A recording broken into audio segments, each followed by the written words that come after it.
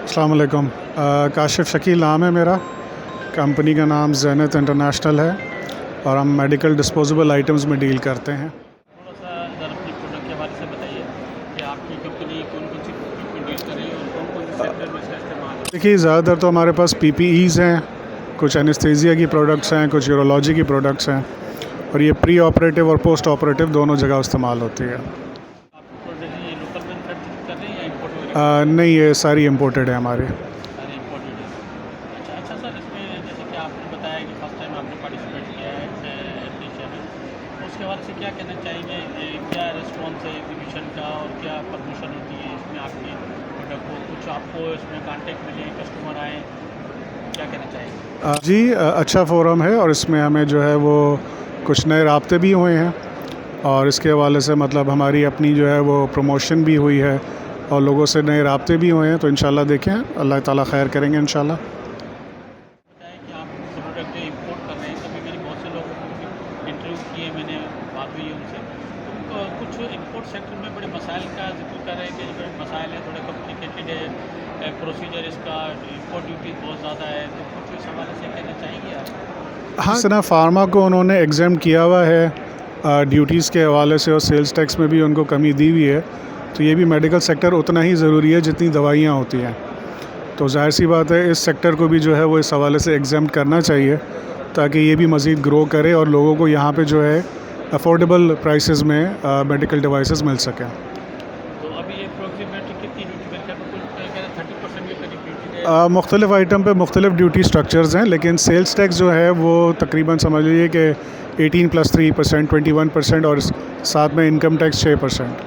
इसमें आप लोग क्या डिमांड है, आप कितनी चाहते हैं? मतलब 10% तक ड्यूटी? मतलब इसमें ये है कि कम से कम सेल्स टैक्स में तो इसको जो है वो फार्मा सेक्टर को जो दिया हुआ है एग्जेम्पशन इसमें, या जितनी उनकी सेल्स टैक्स की वो है टोटली उसमें है। exempt किया हुआ है नहीं, टोटल एग्जाम तो नहीं है, मेरे ख्याल में वो शायद 1+3% है। अच्छा, 1% + 3% उनका सेल्स टैक्स है, हमारा 18+3 है मेडिकल डिवाइसेस में। बहुत फ़र्क है। जी। सही। और इम्पोर्ट ड्यूटीज़ वगैरह भी कुछ ज़्यादा हैं? इंपोर्ट ड्यूटीज़ कुछ आइटम्स में हैं, कुछ में नहीं हैं।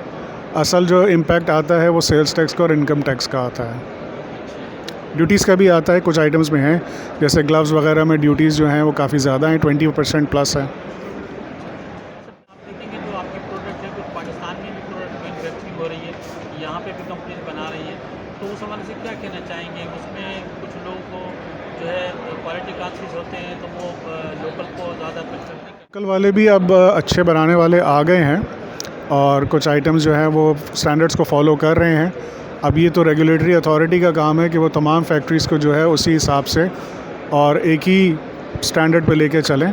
ऐसा ना हो कि कुछ जगहों पे वो सख्ती कर रहे हो, कुछ जगहों को बिल्कुल छोड़ा हुआ हो या उन्होंने बिल्कुल सरफ़ नज़र किया हुआ हो।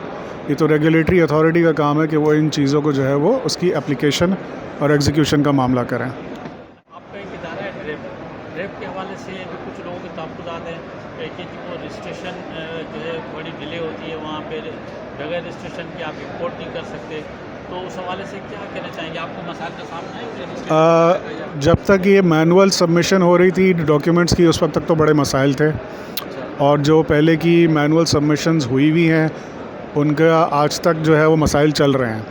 लेकिन जो इन्होंने अभी 22 जुलाई से या 21 जुलाई से ऑनलाइन सबमिशन का सिस्टम शुरू किया है मेडिकल डिवाइसेस का, तो वो जो सिस्टम है ऑनलाइन सबमिशन का वो बहुत बेहतर है और इसमें इस वक्त जो है तकरीबन आप समझ लीजिए कि अगर आपके डॉक्यूमेंट्स पूरे होते हैं तो 30 to 35 डेज़ में आपको रजिस्ट्रेशन मिल जाती है अभी ऑनलाइन सिस्टम में।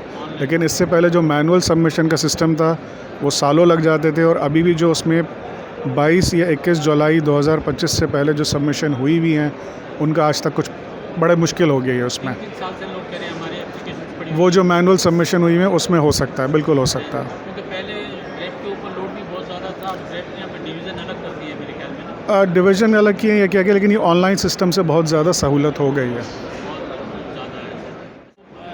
इंपोर्ट आप लोग करते हैं, उसमें भी एक साहब से मेरी बात हुई थी, वो कह रहे थे हमें कस्टम क्लियरेंस में भी बड़े मसाइल का सामना है, क्योंकि कस्टम क्लियरेंस में आपने देखें एक डिपार्टमेंट होता है वैल्यूएशन का, तो वो कस्टम वाले अपनी वैल्यू खुद करते हैं कि आप लोग जो है अंडर इन्वेस्टिंग करते हैं और उसके हवाले से हैं कुछ आइटम्स में कस्टमर जिनकी एक्चुअल प्राइसेस इंटरनेशनली अगर वो ख़ुद भी चेक करना चाहें तो चेक कर सकते हैं कस्टम वाले, वो एक्चुअल प्राइसेस कम है और उन्होंने जो उसकी इंपोर्ट रेट प्राइस लगाई है वो कहीं ज़्यादा लगाई हुई है।